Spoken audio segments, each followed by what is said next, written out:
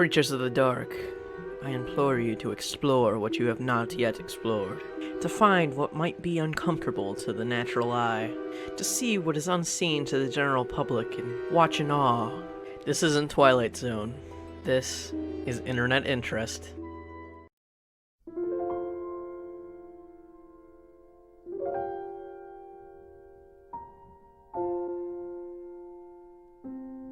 Final Fantasy VII, one of the most influential games ever made. Still to this day, over 20 years later, the impact it's left on the world is still being felt, with the first chapter of its remake just coming out. This is a JRPG that has undoubtedly changed lives, if even a little, with its engaging story trademark of Square back in the 90s, lovable characters, and the classic turn-based gameplay. It's been said for years to be, in many people's opinion, the greatest game of all time. It wouldn't be too surprising if only a year after its 1997 release, some crazy out there has molded their life around it. There's a bit of an obscure tale floating around the internet for the past 20 years. I've been very fascinated in this story for some time now, and it's only in recent years beginning to gain traction with the Down the Rabbit Hole video released in 2018. This presumably true horror story is none other than that of the Final Fantasy VII house. There's many witness testimonies, God, it sounds like a crime scene, on what happened here, so in this video I'll be covering some of those. It might be a bit scatterbrained as I'm recapping each account separately. It's kind of like Sonic Adventure, you know, the same story from multiple perspectives. It's kind of cool. Without further ado, let's jump in.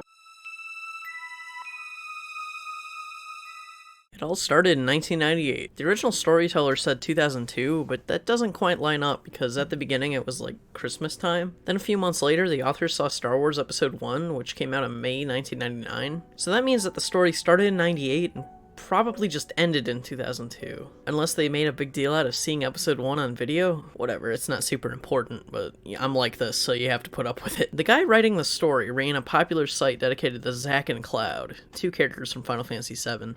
It got some good attention given the time, from it being the only real fan site for Zack, whose role in the original game was kind of minor. Oh yeah, I should probably mention, I haven't played Final Fantasy VII yet, but thanks to its influence, I know a lot about it. But still, if I get some stuff wrong, sorry. Anyways, he's another fansite owner, that of Hojo.org, eventually contacts the webmaster, and they become fast friends. She calls herself Hojo and begins calling the webmaster Zack. I'll do the same. But Hojo's real name appears to be Renee, so I'll call her that. So anyway, like I said, the two became fast online friends. Renee slowly starts introducing Zack to the concept of soul bonding, basically what batshits like to call reincarnation. Renee believes herself to be the reincarnation of Hojo, a scientist from the game, and that Zack is the same for Zack. Renee also hangs around a nice little posse of others who believe that they're reincarnations of Final Fantasy VII characters, but I'll get into them later. Renee's wife, Jen, who is soul bonded to Genova, soon talks to Zack and goes on about being a sorceress and her magical beliefs. Zack doesn't believe her, but he comes off as a very chill, open-minded guy, so he listens anyway. Eventually, though, Jen asks the million-dollar question that kicks off this whole crazy train. Do you have any memories of past lives? Zack says he doesn't, but he does believe in reincarnation. He describes this moment as letting the vampire into his house. She talks about how alternate realities are real, and in one of the infinite universes, maybe Final Fantasy VII happened, and posits that Zack is a reincarnation of that character.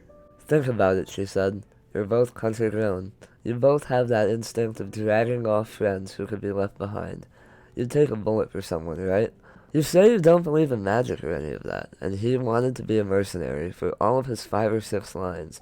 You have a similar speech pattern. You even live in a basement like he was locked in one, and you hate it. Addle your brain with freshman idiocy and vodka, and this will suddenly make sense. Sure, maybe. I'm not him now, I said, but it was possible.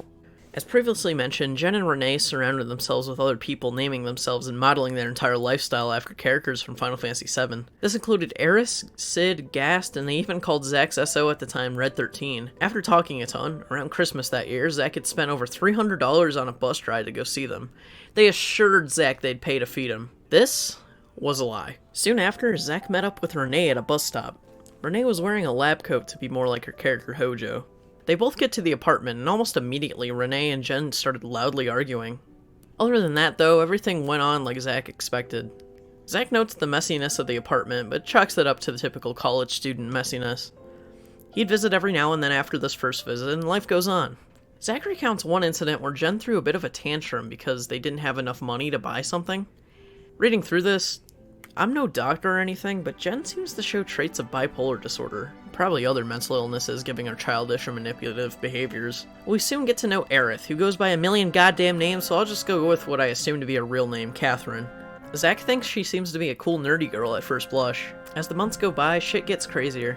Jen threatens to put motherfucking aphrodisiacs in everyone's food, so let's add potential rapist tendencies to our list of sins. Pretty soon after, Zack is shown what the soul bonders call spirit battles, which is functionally just LARPing like a bunch of losers. As for food, Zack was raised vegetarian, so he gets sick when eating red meat. And of course, that's all they had at the apartment. Jen would often bleed him dry, forcing him to buy her whatever she wanted, plus spend $300 for the bus ticket every single time he came over. He did so every time, feeling obligated to as the guest. At one point, they locked the poor dude in a closet at school. Pretty fun, pretty fun. They all started hanging out with a girl named Zarla, who they call Vincent after yet another fucking Final Fantasy VII character. But I'm gonna call her Zar because that's what Zack calls her. He doesn't give much details on who she is, he doesn't even introduce her, but I assume they were friends before this whole experience given context clues. Zar's presence made it impossible for Zack to take shit seriously, as is the case when goofing off with your friends. Eventually they started doing magic rituals, which involved lying on the floor and listening to Final Fantasy VII's OST, and Jen got very angry at them for giggling so much about it. It became very clear over time that Jen would blatantly lie to shop owners, people on the phone, etc. about who she is. She would call various medical supply companies in order to get syringes. Obviously, this didn't work. She would lie about being a student, being religious, and all other petty bullshit in order to get discounts, to make friends, get free books, or whatever. In hindsight, of course, Jen is insane, but Zack didn't hate her or anything, and he was cool with everyone else, so the red flags were less obvious. However, he soon makes his worst mistake yet. He decides to move into the apartment. Of course, the poor motherfucker is forced to do everything. Cooking, making money, heavy lifting, shopping. Jen rarely worked. Renee was a student, so Zack had to pay the majority rent too. Oh, and there was no cleaning of any kind. To make things more culty, how about I tell you that Jen straight up restricted phone and internet usage? Yeah, whenever Zack used the internet, which was rare because this was the dial-up days and Jen hogged it with either talking on forums or phone calls, but when he could, she hovered over his shoulder so he couldn't send out for help. This was except for Furcadia, solely because she didn't get the layout. Yes, old Zacky boy spent his internet time venting to furries. 'Tis truly a miserable experience. Renee and Jen would fight extremely frequently. It would get violent and often be followed by loud sex. Jen would wake Zack up late at night to fight some stupid magical disturbance or whatever. When I was a kid, I used to get woken up late at night every weekend to sneak out with my mom to a drive-in theater while my mom got high. I was very jealous. What was I talking about? Oh right, they'd make him waste his money on expensive foods and steal day-old sushi from his work. Zack would start hanging out with a girl he met on the street named Hala while desperate for human contact. They made good friends, and upon bringing Hala home, she was ordered to leave. Jen would engage in groupthink. Whenever she had a feud with someone, the whole group would turn on them. The soulbonders they all hung out with were beginning to display cult-like behavior, and the leader of it all was Jen. Occasionally Sid would hang out. Zack liked Sid, but sometimes he had his dickish moments. Jen would make this seem like he's always like that, though, so of course Sid became villainized. Catherine once got into a fight with Jen, and the group made Catherine sit in a bath full of fucking ice cubes. Apparently, Eris called one evening when Hojo and I were at the used bookstore, stealing books, yes, that poor, and said she wanted some of her things back that she had left at the apartment. Jen exploded. She called Hojo's cell phone in tears, screaming she was going to kill herself. I believed it. Hojo called Sid and demanded he go over. Hojo called Eris and screamed at her. I told her off too. We rented a taxi with money we didn't have and raced home. Jen, who had been screaming she had slit her wrists, was sitting in the middle of the floor. Sid was draping damp cloths on her wrists. I woke up for a second and knew this was bullshit. I had a problem with self-injury, so I know very well the side of a deep cut and the side of a light cut. I know well knife wounds. Jen had scratched herself, horizontally on the wrists. Maybe it had been with a safety pin or a butter knife. It was not any kind of suicide attempt. At the most it would sting. But I was still mad at Eris because I was supposed to be. I wrote her nasty emails. I joined them in bashing her. I ignored her when she came to pick up her stuff, even though she obviously wanted to still be friends with me. I regret that now because we never reconciled then. Maybe if I had got a clue and tried to get out with her, things would have turned out different. Eventually they moved out into an even smaller apartment. The fighting, which at this point was much more frequent, became in a much closer proximity. Zack would sneak out to call his dad. Him, Zar, and the strangers on Frecadia were all who knew of the horrors of the Final Fantasy VII house, but nothing could have been done. Things got worse and worse and worse. More bickering damn near nightly. Jen would not bathe, instead lather herself in scented oils. Zack's hours were cut to 1 hour a week, and he was responsible for every single expense in the house. One day it rained so horribly that the power went out at Zack's work, so everyone got sent home early. With no car, no umbrella, and not even the money for an umbrella, Zack had to walk home in the intense rain. He left his soaked shoes outside the apartment to dry overnight. The next morning they were gone. This, of all things, is what made him leave. The culmination of all the suffering had built up for ages, his patience dwindling, and the cherry on top was someone stealing his shoes. He was homeless for a few days. Eventually, Sid let him sleep at his place. Soon after, his dad and uncle came to the rescue with plane tickets to Alabama. This next one is recounted by Zar, who stayed there for a single extended weekend to see a nearby Jimmy Eat World concert with Zack. As mentioned before, Jen and Renee label her Vincent. She recalls that Jen and Renee only got too argumentative when Renee was in character, as she puts it. Zar just kinda goes along with all the crazy bullshit. They had magic battles and made her wear a red cloak like Vincent's. She said that she liked the coat, so of course this means to Jen and Renee that this confirms that she really is him. One night everyone was goofing around and Zar started talking gibberish and joked that she was Sephiroth clone Pi, because the Sephiroth clones all spoke gibberish in the game. For the record, I have absolutely no idea what this means, as I have not played FF7. Jen was convinced that Pi is 1,000,000% real, and was a past life, because of course she does. She would ask to speak to Pi and talk like a child to him, and Zar faked acting like him. Later in the weekend, Zar would contract chronic bronchitis, and as a result had a super deep cough. Jen says this is because Zar's allergic to magic and casts a spell to cure it. She waves her arms, she does the whole fucking thing. This does nothing. She's all like, something far away and powerful must be doing this.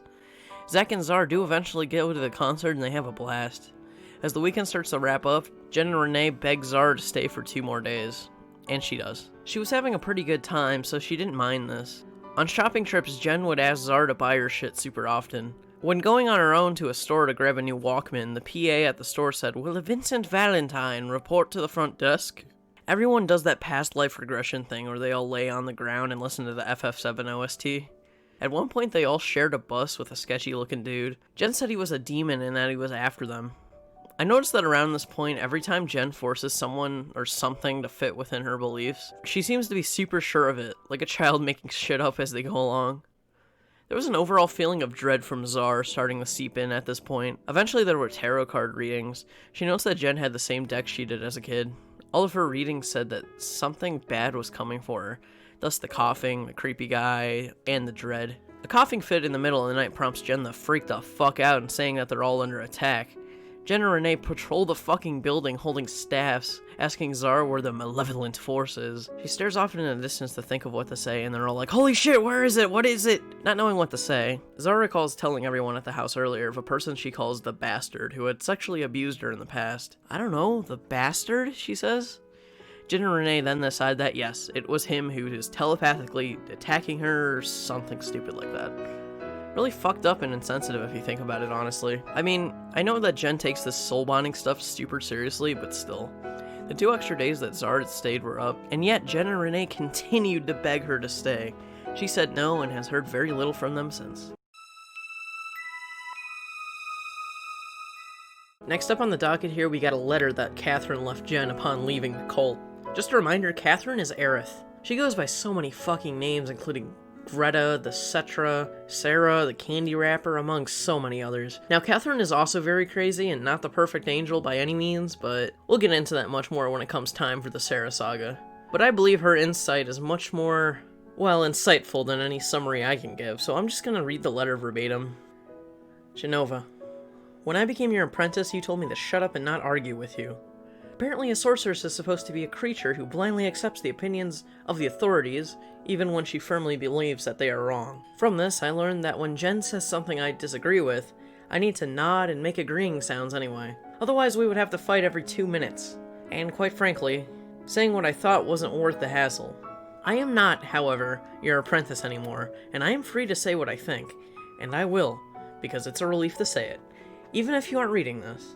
I do not actually give a crap whether you read it or not. It will hurt your feelings, and you will care what happened, and I don't. You have been warned. This, be it right or wrong, is what I think. You do not look like any Final Fantasy characters. You look like Jennifer Cornett. End of story.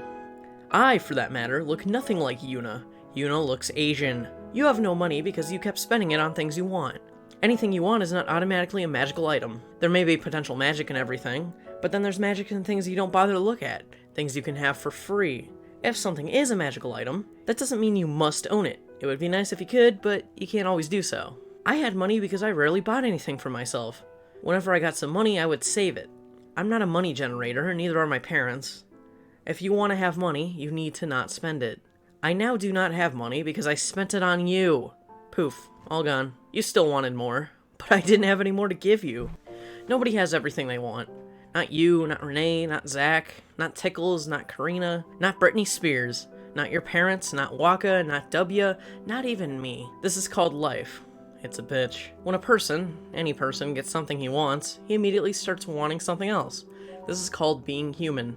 It, too, is a bitch. Soul bonds may be important. However, if you treat them like they are more important than what happens in the real world, then your real life will probably suffer. Your soul bond life, however, will be wonderful. If these results are unsatisfactory for you, then give your real life priority. You, not your soul bonds, are responsible for what you do. You are responsible for what your body does. If you cannot live with what your soul bonds do, don't let them out. If you cannot keep them from getting out, you may want to get help. Otherwise, you will be blamed for what your soul bonds do. End of story. You are responsible for what you do even when you are puppeted. That is how it is. Do not expect puppeting to excuse your behavior. If you cannot live with this, choose a lifestyle that does not involve you being puppeted. Having an excuse for something does not make it a good idea. If you keep talking about how good you are at everything, people will say they agree, regardless of their real opinions, because it is impolite not to. They will, however, eventually get sick of having to agree and start to dislike you. If you keep talking about how bad you are at everything, people will say they disagree in order to cheer you up. They will get sick of this too. Whether or not people say you are good at something does not change how good at it you actually are. If Renee does not go to class and do her homework, it will be difficult for her to pass those classes. Then she is no closer to graduating. Until she graduates, it will be hard for her to get a job that makes more money than she gets now. This is called capitalism, and it's a bitch. No one likes it, but no one's come up with anything that works any better. Renee always has to call off work or skip class to give you attention. She does this because she loves you. Love makes people do irrational and reckless things. This is one of them. This does not make it a good idea. You are wrecking Renee's life. It is wrong to do so, even if you have her permission. Everyone needs attention. Everyone also needs to shut up sometimes and let people pay attention to something else. You stole my crystals and doujinshi. They don't belong to you, and you took them and refused to give them back. They are not yours. I've been using crystals since I was 10 years old. You are wrong when you start with the "you won't use them properly" shit, because I've been using crystals since elementary school. You taught me no magic. The only thing I actually learned from you was to beware of people like you. The doctors probably cannot figure out what is wrong with you because you are not sick. If you feel like you're fat, eat less. Don't whine about it. No one else cares about whether or not you're fat. It is ridiculous to expect others to never talk about the grocery bills because of the chance that you might be able to reinterpret it as criticism of your eating habits. Most people do not spend as much on food as you do. Since you barely pay your other bills, this is not a good idea. Healthy friendships do not require fighting. Healthy relationships with parents or lovers possibly do, because you are required to agree in order to decide what to do, and this creates conflict. Friends do not have to agree all the time, so they do not have to fight. I do not fight with the vast majority of my friends. These friendships are nevertheless healthy. You fight with everyone.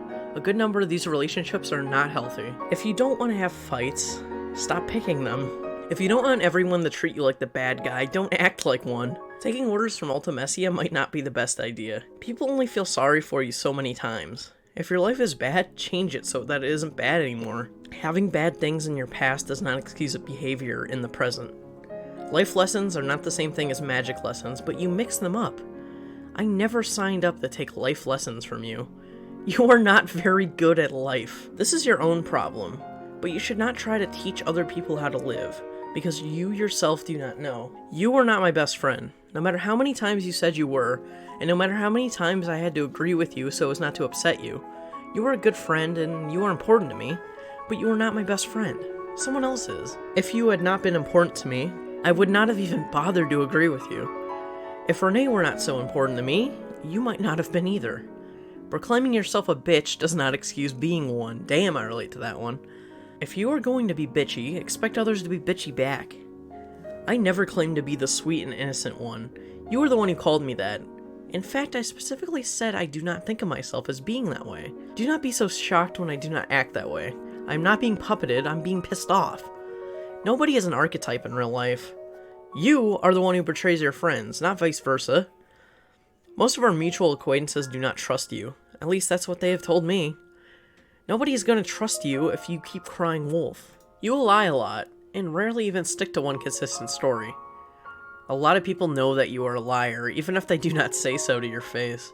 I do not want to go to Penn State anyway. Had I decided to go there for grad school, it would have been specifically for the companionship of the people who live there. I actually go to a better school, and I would prefer to keep going to better schools. Telling someone that they want to do something else does not make them actually want to do it. It just makes them think that you are wrong. You are more childish than any other adult I know. You act like you're about 12, except when you're acting like you're 2. You do not know anything about anyone else's soul bonds, except maybe their name, hairstyle, and a rough sketch of their past. You look silly when you pretend that you know about other soul bonds. Most of the time, you guess things and you guess wrong. You have a sexual relationship with a girl. The term lesbian applies to your relationship. It is unreasonable of you to get upset if someone calls you one. You are one. You are the only one acting like there is something wrong with it. Lesbian is not a criticism. It is a fact. No one has criticized you. Not everything that is said about you is criticism or praise. Some of it is just fact. You take everything personally, regardless of whether or not people are trying to criticize or praise you. Because of this, you feel hurt whenever anybody says anything. If you want to stop feeling hurt, stop taking things personally. Not everything people say is designed to make Jen feel good or bad. In fact, very little of what is said is designed to make Jen feel good or bad. Most people avoid making personal statements most of the time. This does not apply when people are angry. Most people are now angry at you. Most of it is your fault. I realize that you will take all this personally, should you ever read it. You will feel bad. Anyone would. I'm not that stupid.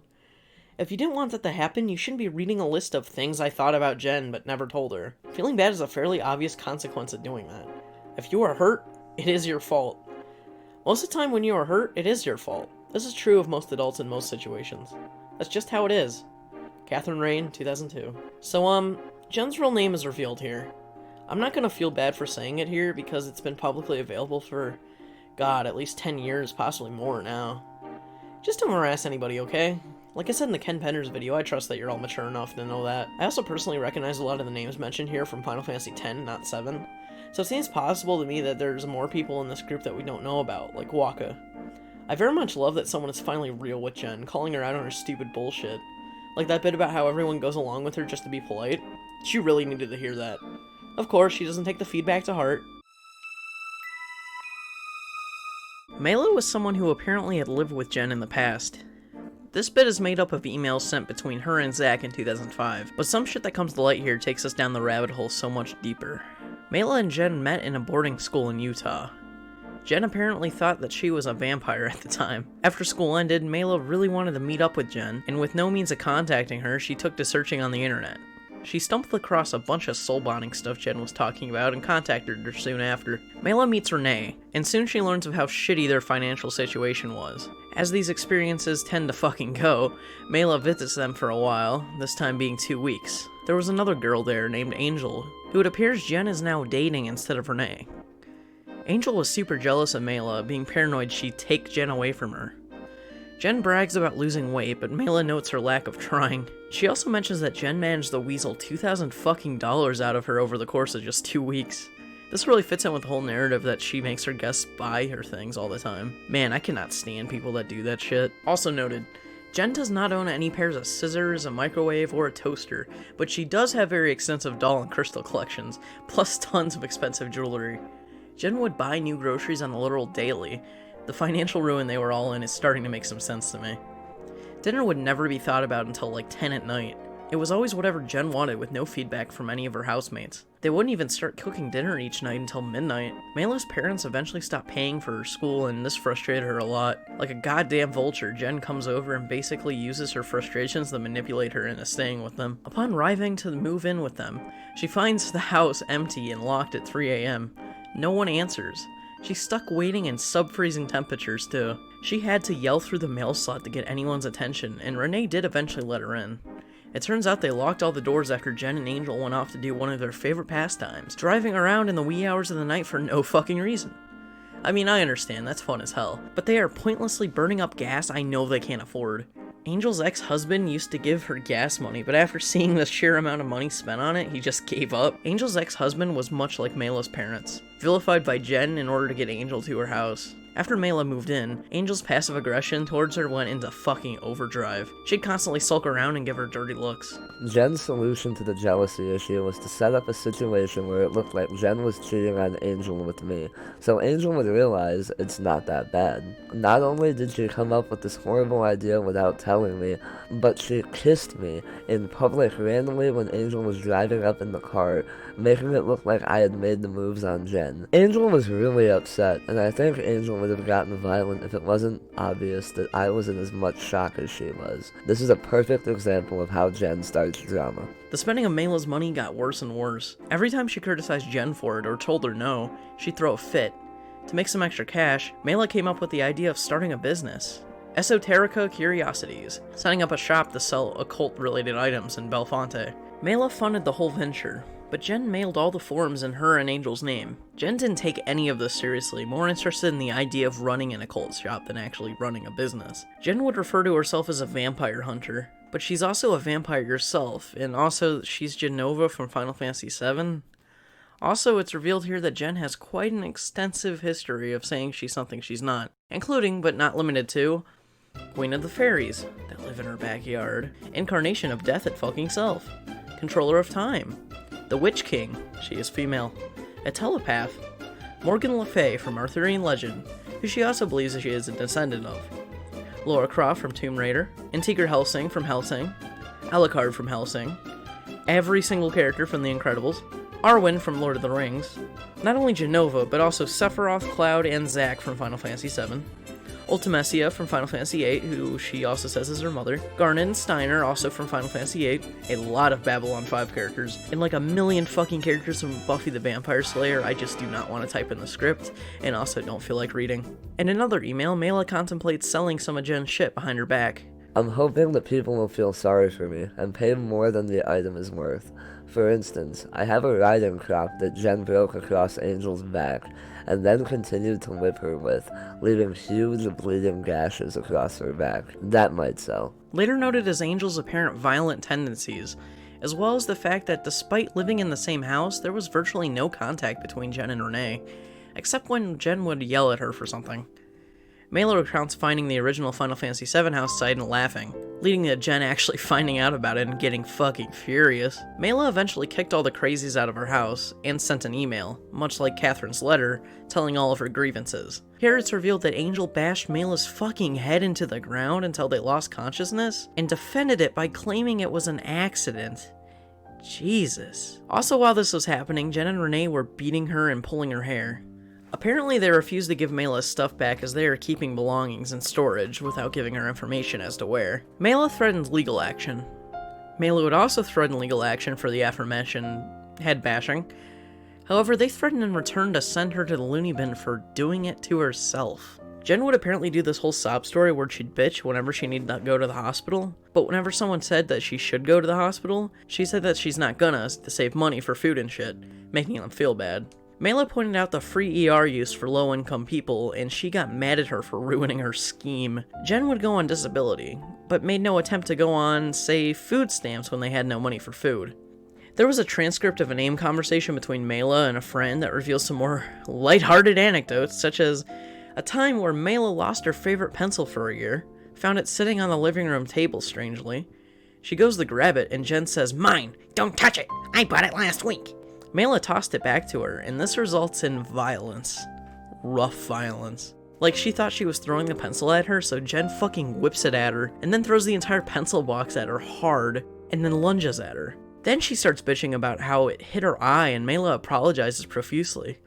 Then motherfucking Angel comes out and punches her in the face, taking her down to the floor. Her ring gets in her eye socket, causing shitloads of blood. Man, dude. Around this point in the emails, we get pictures of the horrible state the group of crazies left Mela's house in. Mela notes how bad Jen and Angel smelled. saying that she didn't think Angel bathed at all. They both just tacked on more and more perfume. To get Jen to bathe, Mela would tell her that she smelled like a vampire and that would work. Also, Jen pressured her to become a stripper. Lovely. Next up are some emails sent by someone named Kat to Zack in 2006. Kat is a former member of Jen's crazy posse that left after a meltdown. She stayed at Mela's house during those events. Jen used Kat as a kind of guard, making her stay up and keeping lookout of the house because she was paranoid that something bad would happen in the middle of the night. She would be dragged onto the aforementioned long, pointless drives, and also notes the frequency of Jen and Angel's loud physical fighting. They'd even occasionally fight in public. One time in particular, they involved Kat in the violence solely because she was at the wrong place at the wrong time. There was another girl that lived there that also got hit a lot, and so did Mela too, apparently. When a cheap plate got broken, Jen freaked the fuck out saying someone or something is working against her. In the second email, Kat tells Zack how she met Jen. They had a mutual friend and Kat's roommate at the time. Kat would soon be branded as the cult's new Zack. Just like Mela, Jen noticed that Kat was having depressive tendencies when dealing with people in her life, so she manipulated her into moving in with them. They all squeezed thousands of dollars from Kat and her parents because of course they did. Poor Kat would spend nights crying in bed worrying about what Jen would do to her if she didn't get the money to her. After a particularly bad night, she called her dad and just left. She says she started smoking just to have a reason to leave the house. It was that bad. Zack would next post an email from someone who narrowly escapes Jen's crazy-ass group, going by the name of Reno. I actually do recognize Reno as the name of a character in FF7, so I don't know if they assigned him this name. This story is a little confusing and scattered sometimes, so bear with me here. Reno says he ran a site called Alt. I have absolutely no idea what that stands for, and I couldn't find anything. But whatever it is, it led him to meeting Renee online and talking about Hojo.org. When he found out that Renee ran Hojo.org, he was starstruck and they hit it off from there. Reno apparently knew of Zack's escapades with them, but he ignored the red flags because he was so flattered that someone loved his site so much. Eventually the contact between the two dried up, and they didn't talk much after the initial conversation. One of the few times they did speak, however, Renee mentioned something about her group. She told him something about someone running out into the night, some crazy shit like that, and she admitted that she ran with a flaky bunch. At one point they met up for a live-action FF7 roleplay, and Reno had met Mela, saying that this is around the time that stuff happened. Reno and someone named Rufus all went to Otacon together, and met another member of the squad, Goo. I don't know if Rufus is Reno's boyfriend, maybe even a girlfriend, just friends. I don't even know if Reno's a dude, but the character is a dude, so I just kind of call him a dude. I hope you don't mind. Goo was seemingly jealous of Reno and in love with Rufus. Goo mentioned her excitement about potentially making friends with Jen, and Reno warned her, saying she could be manipulative and crazy. Goo just thought that the magical stuff was endearing, if a little much at times, and just needed a place to stay. I guess Reno got in contact with Angel, and she told him Renee was furious with him. Apparently Goo narked and told everyone that Reno was talking shit about Jen. All because of this, they cut Reno right out of communication. Maybe that's for the best. He was the one who got away. Maya, just like Reno, was another potential victim who managed to narrowly dodge the crazy. I sure am saying crazy a lot. Maya chatted with Jen over AIM. They apparently met over a common interest in singing, but it's possible Jen just faked her interest. After a lighthearted joke slap and a roleplay, Jen started crying and Renee made Maya apologize for it. These people were probably like in their 20s at the time, by the way. Jen talks about how she was Yuna from Final Fantasy X in a past life, of course. Renee and Jen assault Maya with info on their whole beliefs of soul bonding and shit. Higher living, spiritual enlightenment, cult shit. Maya leaves the chat room in anger. Jen messaged her right after to feed her some more shit about Final Fantasy past life stuff. It eventually came up somehow that Maya sings. Jen also soon learns of Maya's emotional vulnerability, and if you've been paying attention, this is nothing new. She tries to use this to get her to stay with them. It failed this time because Jen fucking insulted Maya's singing talent, and her favorite singer, Sarah Brightman. When Jen learned that she wanted to become a famous opera singer, she responded with, "So you're just going to sell yourself out for fame and money? Well, yeah. I can't see any other way of making a living. Money talks and shit walks. It's just a sign of the times, honey." Jen was also talking to Maya's roommate, telling her that she's wasting her time and that Maya has no talent. Anyway, Jen goes on to keep trying to get her to move in with them, saying God himself sent them to find each other. Both Maya and her roommate came super close to moving in with them, but dodged at the last second when Maya started pestering Jen with questions like, "Why are you so fucking eager to get us down there, dude? Do you practice magic? Do you do culty stuff like light candles and chant and stuff? Would it offend you if I did not want to partake in your batshittery? That's all paraphrasing, by the way. To the last one, Jen said yes, and they got into an argument, leading to them being disinvited. Walrus is someone who once again came forward to tell Zack his story. Walrus had a cousin who joined a site called FinalFantasy.shrine.net, where he befriended many people and talked about Final Fantasy. Of course, he runs into Jen and Renee. The cousin was obsessed with these two, saying that they're the most interesting people he's ever met. Jen and Renee were also talking about needing a new Zack, so maybe this was after the Webmaster or Mela events. Walrus's brother, who also had contact with Jen, noted that she was attacking him psychologically. She also told him he was just like Zack from the game. Eerily similar to the start of this whole thing with Webmaster Zack, wouldn't you say? Now, the brother here is said to have a small mental disability, and he's 1000% buying into all the magic shit that Jen is feeding him. The brother ran away unprompted, and when Walrus caught up with him, they had a fight. After the whole running away incident, the brother got arrested for a week per request of the orphanage they were staying at. During that time, Walrus got a phone call asking for Zack before hanging up. These stories were all found on Zack's, that is, the first Zack's website, where he also hosts emails received about Jen, as well as many FAQ answers and resources and whatnot. The tale of the Final Fantasy VII house gained traction over the years in a niche corner of the internet, but that was it.